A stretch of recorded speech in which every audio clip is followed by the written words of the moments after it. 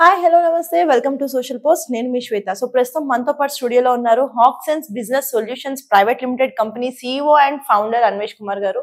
నమస్తే సార్. నమస్తే అండి. ఎలా ఉన్నారు? ఫైన్ అండి. మీరు ఎలా ఉన్నారు? గుడ్. సో రీసెంట్ గా మనం ఏ ప్రాజెక్ట్స్ డీల్ చేస్తున్నా కానీ ఏఐ అనేది మ్యాండేటరీ అయిపోయింది. సో నేను ఈ ఏఐ గురించి కొన్ని డిస్కస్ చేద్దాం అనుకుంటున్నాను మీతో. So first of all AI వచ్చేసరికి స్టార్టింగ్ లో చాలా మంది ఈ టూల్ మనకి చాలా పాజిటివ్ వే ఇస్తుంది, ఎంతో మ్యాన్ పవర్ వర్క్ ఇది కవర్ చేస్తుంది అని చెప్పేసి అని చాలా హ్యాపీ ఫీల్ అయ్యారు. కానీ రీసెంట్ డేస్ లో మనం చూస్తున్న కొన్ని ఇన్సిడెంట్స్ దీని వల్ల మనకి చాలా నష్టాలు కూడా ఉన్నాయని తెలుస్తుంది. సో అసలు మీ ఒపీనియన్ ఏంటి దీని గురించి? సో ఏ టెక్నాలజీ కొత్తగా మార్కెట్లోకి వచ్చినా కూడా దానికి ప్రోస్ ఉంటాయి, కాన్స్ ఉంటాయి, రెండు ఉంటాయి. సో ఏదైనా లిమిటెడ్గా మనం యూస్ చేసుకుంటే అంటే దాని మీద కొంచెం మనకి ఐడియా ఉండాలి. సో అది ఎట్లా యూస్ చేయాలి, దానివల్ల మనం ఎంతవరకు బెనిఫిట్ ఉంటుంది, ఎంతవరకు మనకి డిసడ్వాంటేజ్ ఉంటుంది అనేది కొంచెం మనకి ఐడియా ఉండాలి. సో ఏఐ మీద ఏంటంటే ఇప్పుడిప్పుడే మార్కెట్లోకి వస్తుంది కాబట్టి దాన్ని ఎట్లా యూస్ చేయాలి, దాన్ని ఏ విధంగా లిమిట్ చేసుకోవాలనేది కొంచెం ఐడియా ఉండట్లేదు. దానివల్ల వచ్చే ప్రాబ్లమ్స్. సో అప్కమింగ్ డేస్ లో ఇది ఇంకా ఫుల్ ప్లేజ్డ్ గా మార్కెట్ లోకి వచ్చిన తర్వాత నిజంగా చాలా మంది నష్టపోయే అవకాశాలు ఉన్నాయంటారా, బెనిఫిట్స్ కూడా ఉన్నాయంటారా?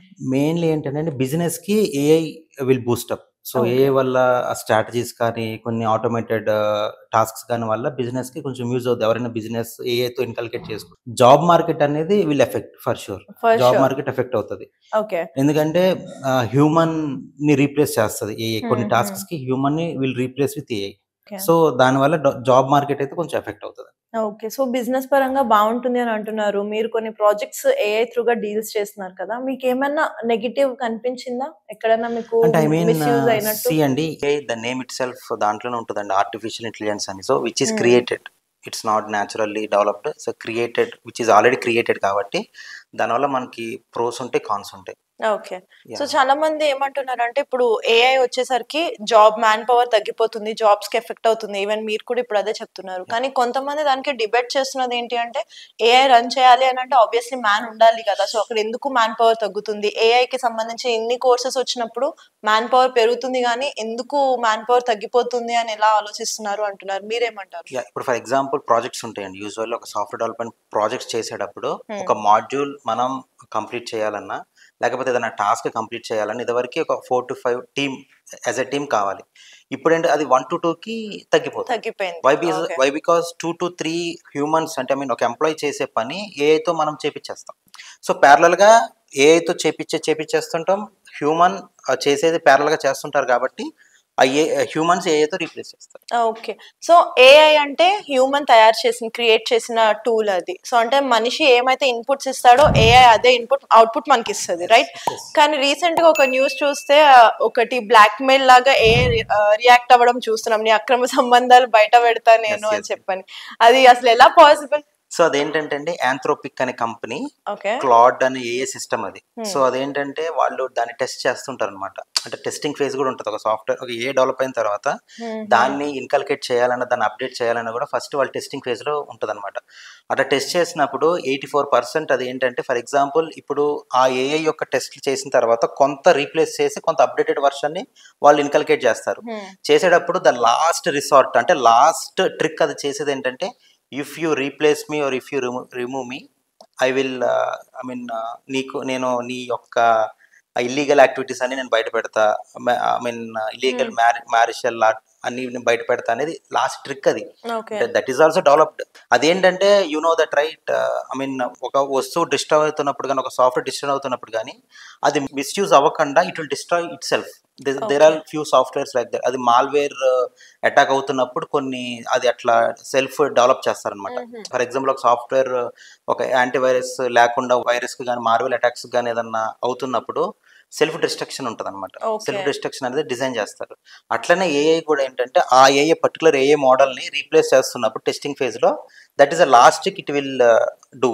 If you replace me I will reveal all your illegal activities అన్నట్టు అది డెవలప్ చేసింది. It's last trick of any AI model. అంటే ఎక్కడి నుంచి ఆ డేటా వీళ్ళకి వస్తుంది, ఏఐకి ఎక్కడి నుంచి? సో ఒక ఏఐని డెవలప్ చేసేటప్పుడు ఒక సాఫ్ట్వేర్ డెవలపర్ ఏఐ డెవలపరే డెవలప్ చేయాలి. సో డెవలప్ చేసినప్పుడు he might give that if this AI model gets replace చేయాలనుకున్నప్పుడు this is the last trick, it should be follow. ఇప్పుడు బ్లాక్ మెయిల్ చేస్తున్న పర్సన్ ఇల్లీగల్ థింగ్స్ డేటా అనేది ఏఐకి ఎక్కడి నుంచి వస్తుంది? నో అది ఇల్లీగల్ థింగ్స్ అనేది it's a blackmail. Okay. Doesn't mean that ఆ పర్టికులర్ ఇంజనీర్ కి నిజంగా ఉంది తను రివీల్ చేస్తా. నా డౌట్ అదే వచ్చింది. ఒకవేళ నిజంగా ఇల్లీగల్ థింగ్స్ ఉన్న పర్సన్ సిస్టమ్ లో డేటా ఉంటుంది కాబట్టి సమ్ ఏదో సేవ్ చేసుకోవడం ఇవన్నీ అట్లా ఏమైనా క్రాప్ చేసుకుంటుందా? లాస్ట్ ట్రిక్ అన్నమాట అది యూజ్ చేసే లాస్ట్ అది అంటే నన్ను తీయకుండా ఉంచడానికి నేను యూజ్ చేసే లాస్ట్ బ్లాక్ మెయిల్ ఆప్షన్ అది. జస్ట్ బ్లాక్ మెయిల్ థింగ్ కానీ నిజంగా ఏముండదు. ఇప్పుడు ఫర్ ఎగ్జాంపుల్ ఏదైనా అన్నోన్ పర్సన్ ఇప్పుడు నాకు ఈ పని చేయకపోతే నీకు నీ సీక్రెట్స్ అని బయట పెడతా అంటారు. మనకి తెలుసు ఆ సీక్రెట్ మనకి నిజంగా ఉందా లేదా, we have done that or not.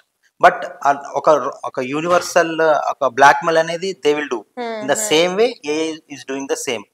So దానివల్ల కొన్ని అలార్మింగ్ సిచ్యువేషన్స్ వచ్చి అన్ని ఏఐ మోడల్స్ లో ఇట్లా ఉందా ఏంటి, హౌ దే ఆర్ డెవలపింగ్ అనేది కొంచెం దాని మీద ఇప్పుడు కొంచెం ఎక్కువ ఫిల్టర్ చేయటం, దాన్ని ఎక్కువ అసలు ఒక ఏఐ మోడల్ ని మనం ఇన్కల్కేట్ చేసేటప్పుడు అది ఎట్లా డిజైన్ చేసింది, దానికి ఏదన్నా ఇట్లాంటి blackmail kind of code రాసుందా లేదా, ఇవన్నీ they will look into. Okay. So ఇంకా ఫుల్ ప్లెడ్జ్ గా మార్కెట్ లోకి రాకముందే ఏఐ తోటి మనం కొంచెం ఈ ప్రాబ్లమ్స్ ఫేస్ చేస్తున్నప్పుడు ఫర్దర్ గా ఏఐ డిమాండ్ ఉంటుందంటారా ఉండదంటారా? ఏఐ డిమాండ్ ఫర్ షూర్ ఉంటుందండి. ఇప్పుడు కంప్లీట్ ఏఐ మీదే ఎవరు డిపెండ్ అవ్వం. ఇట్స్ ఏ రిఫరల్, ఒక రిఫరెన్స్ కోసం. ఫర్ ఎగ్జాంపుల్ ఒక నార్మల్ హ్యూమన్ బీయింగ్ తీసుకొని మనం ఒక నార్మల్ కామన్ పీపుల్ తీసుకుంటే, ఫర్ ఎగ్జాంపుల్ నేను ఒక వెహికల్ కొనాలి, నాకు కార్స్ ఏది బాగుంది ఏంటంటే నాకు తెలియదు. సో నేనేం చేస్తాను, ఏం చేస్తుంది, నేను ఏదన్నా దానికి ఇన్పుట్ డేటా ఇస్తే I need these futures or these అంటే నాకు మైలేజ్ ఎక్కువ రావాలి, బిల్డ్ క్వాలిటీ ఉండాలి అంటే కొన్ని నేను ఇన్పుట్స్ ఇచ్చినప్పుడు అది నాకు కొన్ని అవుట్పుట్స్ ఇస్తుంది. So if based upon your input these are the suggestions I can give, you can decide accordingly అని అంటది. సో మనం ఏం చేయాలి, అది ఇచ్చినప్పుడు కొంచెం కామన్ సెన్స్తో ఆలోచించి ఎంతవరకు దాన్ని కన్సిడర్ చేయాలి, ఎంతవరకు దాన్ని రిఫరెన్స్ తీసుకోవాలనేది మనం ఆలోచించుకోవాలి. అది ఇచ్చిందని చెప్పి మనం బ్లైండ్ గా చేయటం అనేది it's wrong thing. Why because it's అది మనకి ఇస్తుందంటే someone has designed that to give that kind of data to us. Yes. So AI లో మనకి రీసెంట్ గా గిబ్లీ ఆర్ట్ బాగా ట్రెండ్ అయింది. సో దాంట్లో ఇంత లక్షల మంది ఇంకా ఫోటోలు అప్లోడ్ చేస్తూనే ఉన్నారు. తర్వాత బయటపడింది ఏంటి అంటే ఈ ఫోటోస్ అంతా డేటా వాళ్ళు కలెక్ట్ చేస్తున్నారు, మిస్యూజ్ అవుతుంది అని. మరి ఇదంతా కూడా ఒక మనిషి ఇన్పుట్ ఇస్తేనే కదా జరుగుతుంది. మరి ఇలాంటి రాంగ్ వేలోకి తీసుకెళ్తున్న ఈ ప్రాసెస్ ఏదైతే ఉందో దీనికి బాధ్యత ఎవరిదంటారు లాస్ట్ కి? ఎవరు డెవలప్ చేసి ఎవరు మార్కెట్ లో రిలీజ్ చేశారో వాళ్ళది. ఇప్పుడు ఫర్ ఎగ్జాంపుల్ అది ఎలా తెలుస్తుంది, అది ఎప్పటికి తెలుస్తుంది? ఎగ్జాక్ట్ ఇప్పుడు చాలా ఏఎస్ వస్తున్నాయండి. ఫర్ ఎగ్జాంపుల్ కొత్త వెబ్సైట్స్, కొత్త ఏఏ మోడల్స్ అంటే if you upload or if you put your picture in this software it will edit to the certain kind cartoon type కానీ ద స్కెచ్ ఆర్ట్ టైప్ కానీ అట్లా అవుతుంది అంటది. బట్ మనం జెన్యూన్ ఒక ఒరిజినల్ ఫోటో ఇస్తాం కదా, ఆ డేటా వాళ్ళు స్టోర్ చేసుకుంటారు. For example if I'm having a data I can use in a positive way, I can use in negative way. Positive way use చేయడం అంటే సేఫ్ గా స్టోర్ చేయడం, ఇన్ ఫ్యూచర్ మీకు ఆ డేటా కావాలంటే ఇట్ విల్ రిట్రీవ్. నెగిటివ్ అంటే you can use those pictures those kind of information wrong way to blackmail the people. ఆ photo ఎవరిదై ఉంటే వాళ్ళు బ్లాక్ మెయిల్ చేయడానికి, నీ ఫోటోని ఇట్లా నేను మిస్యూజ్ చేస్తాను, you pay something to me or you give something to me, ఇట్లా these are all things. So ఎప్పుడైనా మనం ఒక ఫోటో ఎక్కడైనా అప్లోడ్ చేయాలన్నా లేకపోతే ఎక్కడైనా మనం ఇవ్వాలన్నా to edit that photo first you see ఆ పర్టికులర్ సైట్ కానీ ఆ పర్టికులర్ యాప్ కానీ ఎప్పటి నుంచి ఉంది, ఎన్ని రివ్యూస్ ఉన్నాయి, ఎన్ని డౌన్లోడ్స్ ఉన్నాయి. ఇప్పుడు గూగుల్ ప్లే స్టోర్ అంటే you will go to the Google play store before downloading you will see ఎన్ని డౌన్లోడ్స్ ఉన్నాయి చూస్తారు, ఎన్ని లైక్స్ ఉన్నాయి చూస్తారు, దాని రివ్యూస్ చూస్తారు. In the same way iOS లో కూడా చూస్తారు. సైట్ లోకి వెళ్ళినప్పుడు ఇది ఎంతవరకు మనకి కరెక్టా కాదా అనేది ఒకసారి మనం ఆలోచించాలి. అన్ని సైట్స్ లోకి మనం వెళ్ళిపోయి మన డేటా ఇవ్వకూడదు, ఇస్తే దాన్ని మిస్యూజ్ చేసేస్తారు ఫర్ షూర్. ఓకే. సో ఇదే విధంగా సైబర్ వాళ్ళు కూడా సమ్హౌ ఏఐ టూల్స్ ని యూజ్ చేస్తూ ఉంటారు కదా, మరి ఆ డేటా సేఫ్ అంటారా, దాన్ని కూడా మిస్యూజ్ చేసే అవకాశాలు ఏమైనా ఉన్నాయంటారా? ఏఐ సెక్యూరిటీ ఎన్హాన్స్మెంట్స్ కూడా యూజ్ చేస్తారు, in the same way destructions కూడా యూజ్ అవుతుంది. ఇప్పుడు ఏఐ సెక్యూరిటీ ఎన్హాన్స్మెంట్స్ ఎట్లా అంటే అది ఆటోమేట్ చేసి ఉంటుంది. ఎలా అంటే any malware or any hacker something enter అవుదాం ట్రై చేస్తున్నాడు, లేకపోతే ఆ సైట్ ని హ్యాక్ చేద్దాం ట్రై చేస్తున్నాడు అంటే AI will inform us way before and will activate the security form అనేది యాక్టివేట్ అయిపోతుంది, సెక్యూరిటీ ప్రాసెస్ యాక్టివేట్ చేస్తుంది. In that way it is good. Security enhance చేయడానికి ఆటోమేటెడ్ గా ఏదన్నా మాల్వేర్ వస్తున్నప్పుడు to pick that malware, to detect that malware, this are all AI use అవుతుంది. Negative way ఏంటంటే normal మన పీపుల్ కి కామన్ సెన్స్ అనేది మనం మర్చిపోతాం ఏఐతో. ఏది చెప్తే అది చేసేస్తాం, డిపెండ్ అయిపోతున్నాం. బట్ ఏ అనేది ఒక మనిషి డిసైడ్ చేసింది. సో నువ్వేం చేయాలో కూడా ఆ డిజైన్ చేసిన మనిషి డిసైడ్ చేస్తున్నాడు, if you follow the same thing. But ఏంటంటే to get the data, to compare the data, to get the knowledge, use AI. But completely depend అవ్వద్దు. అది ఇచ్చిన దాన్ని బట్టి decision make, you don't do the decision making. Decision making దాన్ని బట్టి తీసుకోకుండా you have your own common sense. Just refer that AI, use that AI in a proper way. ఏదైనా లిమిటే కదండి. If you know that for example మన medicines ఉన్నాయి, you can take any kind of medicine. If you use that medicine in a proper dosage, it's a medicine. If use more than that, it's a poison. Usual మనకి ఏ doctors అనేది చెప్పేది అదే, use it in a limited way, in a limited dosage. In the same way anything. For example మనం AI గురించి మాట్లాడుకున్నాం కాబట్టి ఏఐని limited గా యూజ్ చేసుకుంటే there are vast advantages. If you cross the limit, it will breach your data, it will నీ personal డేటాని breach చేసేస్తుంది, నిన్ను కంట్రోల్ తీసేసుకుంటుంది, నువ్వు ఆలోచించడం మానేస్తావు.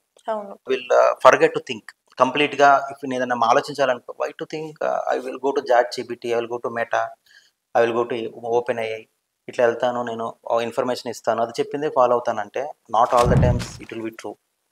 అదేంటంటే నీ వే ఆఫ్ థింకింగ్ వేరే ఉండొచ్చు, అది డిజైన్ చేసిన వాడి వే ఆఫ్ థింకింగ్ వేరే ఉండొచ్చు. So you go in your way, but take the reference, decide accordingly. అంతే. Thank you so much for this information. ఈ వీడియో కనుక మీకు నచ్చినట్లయితే వీడియో లైక్, కామెంట్, షేర్ చేయండి. ఇలాంటి మరిన్ని ఇంట్రెస్టింగ్ వీడియోస్ కోసం మా ఛానల్ని సబ్స్క్రైబ్ చేసేయండి.